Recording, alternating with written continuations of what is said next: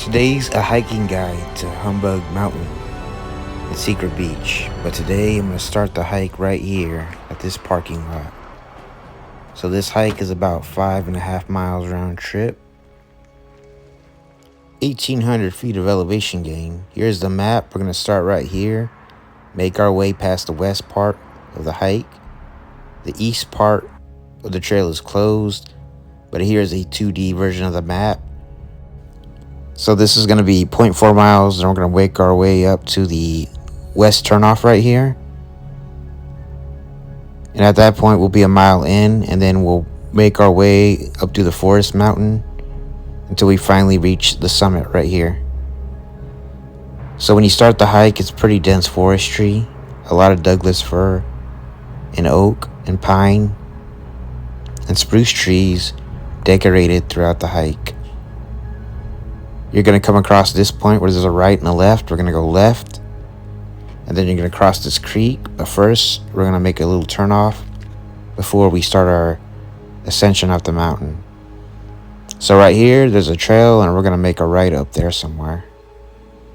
There's actually a nice little waterfall I'm going to check out before I head up there.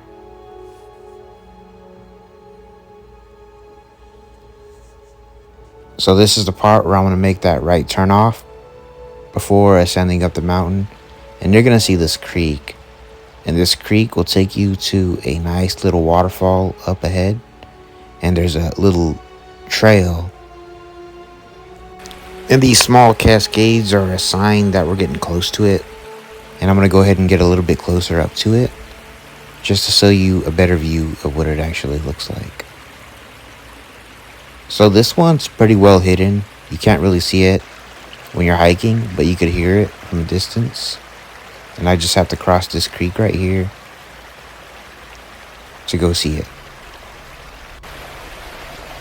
So this is actually like a rainforest, and here it is.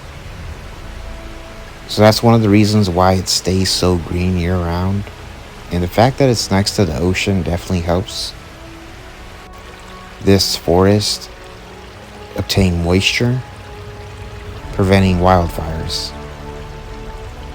So now we're gonna head up the mountain now, and this is what the trail looks like when you head up there. And you're gonna see trail markers on the hike letting you know you're in the right direction. And there's a lot of ferns on this hike as well.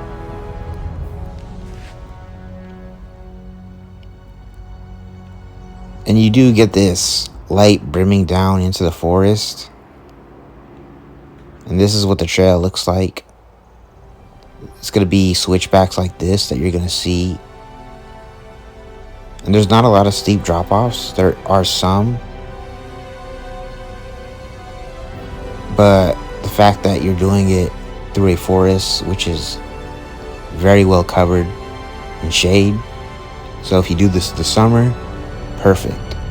Especially if it's going to be really hot, you got the ocean next to you, and then you got this canopy of trees, and just another example of the switchbacks that you will be making on the way up to the summit. And the further you go through the hike, you're going to see scenery starts to open up a bit.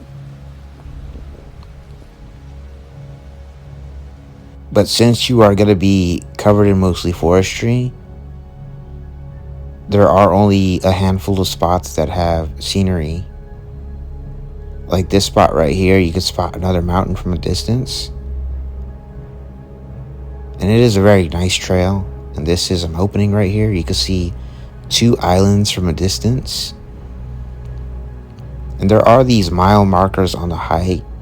This helps guide you and lets you know you're getting closer to the summit. And this hike actually has a camping site right across the street. So if you want to camp and then do this hike the next day, you can do that as well. But the thing about Humbug Mountain that some people don't even know is that this mountain was actually once called Sugarloaf Mountain, but was later renamed to Humbug Mountain. I just thought I'd point that out. I don't know the entire history of it, but I will leave a link below so you can learn more about this mountain. And this is one of the creek crossings I love. And once you pass up that creek crossing, you're back on the trail, and you're gonna pass a chopped up tree just 3/4 into the hike.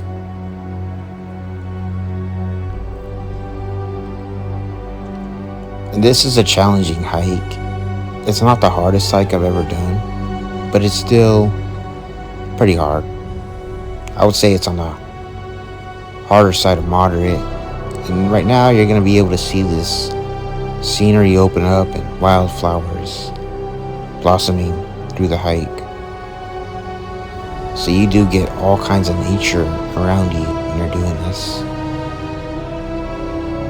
And you do get a lot of moss along the trees.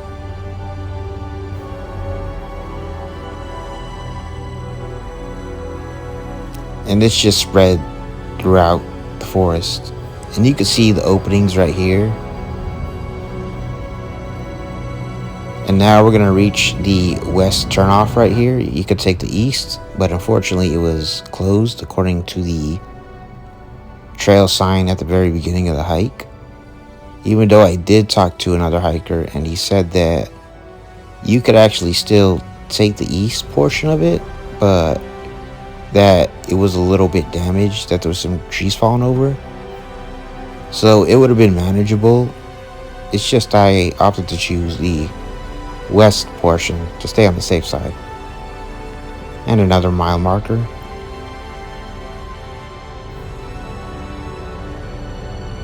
So views are going to start to open up again right here. You could see from a distance a part of the land open up with the ocean.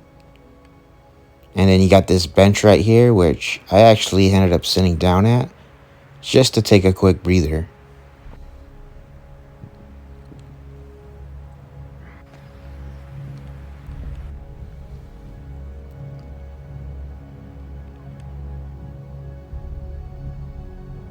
And we are about 1 3/4 into the hike at this point in the hike. And another switchback you could see. And you could just see all the thin trees lined up so well together, creating this scenic backdrop 2 miles into the hike. And this is a pretty dense forest. They're not sparsely separated like much of the hikes I do in California.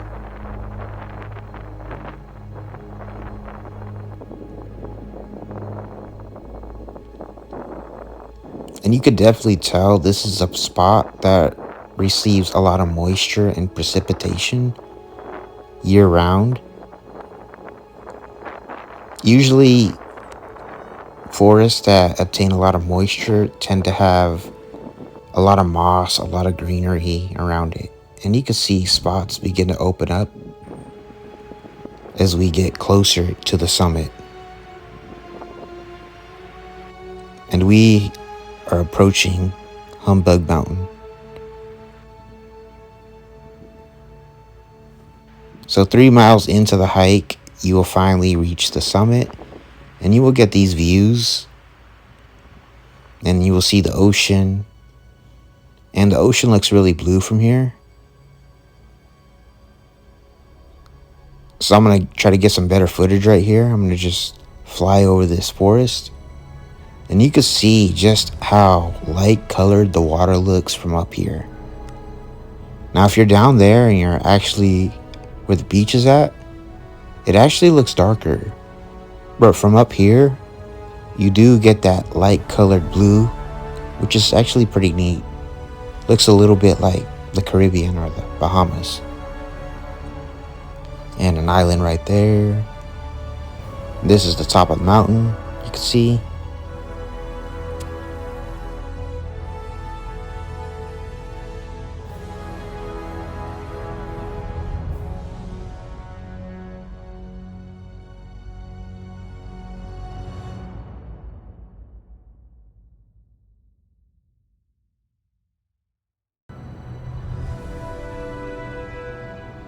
So now that I am done summiting Humbug Mountain, I'm going to head down the 101 and I'm going to head to Secret Beach. But I'm going to take a shortcut to Secret Beach. And I'm going to show you the map right now, and I'm going to show you the shortcut. So instead of starting right here at the beginning where the green and black dot is at, I'm going to zoom up ahead and I'm going to enter from up here. So you go up the highway, and where that red line is at, there's a trail that will take you down to Secret Beach. I'm going to head that way, which is a faster and shorter route to Secret Beach. And when you get to the parking lot, there's a trail that's kind of hidden, but it's going to be right where these cars are parked at. And there's limited parking, but you're going to see right here that there's a trail that's hidden off. And we're going to go down this hill right here through this forested section. And this is a really nice hike. I've never actually done a hike like this before. And when you go through it, it's pretty densely covered. So it's easy to miss the trail. So just keep an eye out for it. And you will see waterfalls coming down. And these waterfalls come down into the creek. And they pour down into this ocean. But I'm going to get down there, and that's Secret Beach. And it's pretty well known for the way the rocks have the trees on top of them. And this is probably one of the coolest beaches I've ever been to. And down there's a waterfall. I'm going to go ahead and climb down to get to it in just a bit.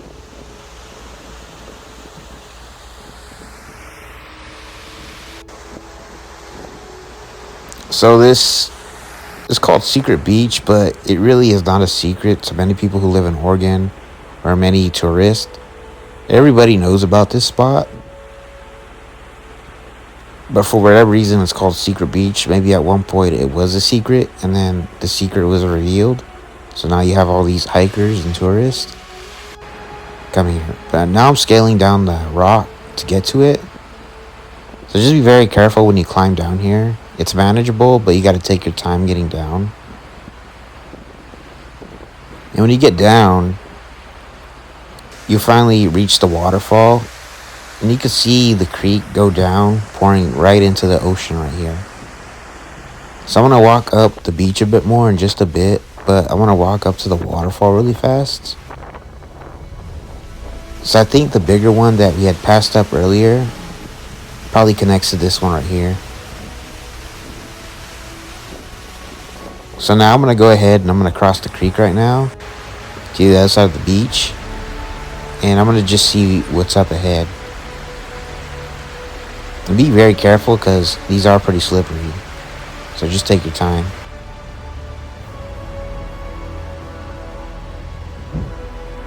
And this is what it looks like when you cross over that creek. There's actually another creek up ahead I'm going to head up to. And it's going to be on the left side of me right here. I'll show you a bit right there. And it also pours right into the beach. And when you get up to where that creek is at, it's pretty neat, but there really isn't much there. This is what it looks like when you get there. But now I'm gonna just fly my drone over this, and you can see the waterfall coming down. And you can see the forest. And I believe there's a cave down there somewhere, but I didn't get to see it. Now I'm gonna head to the natural bridge to end the day. And it's just a parking spot right here. And it's gently just a viewpoint, so it's not even really a hike. But I thought I would add it to the adventure, just to get the most out of this trip. And you walk down the pathway, and you see this arch bridge. And they have this lookout point with like a stand right here to hold on to. And you do get amazing views from here.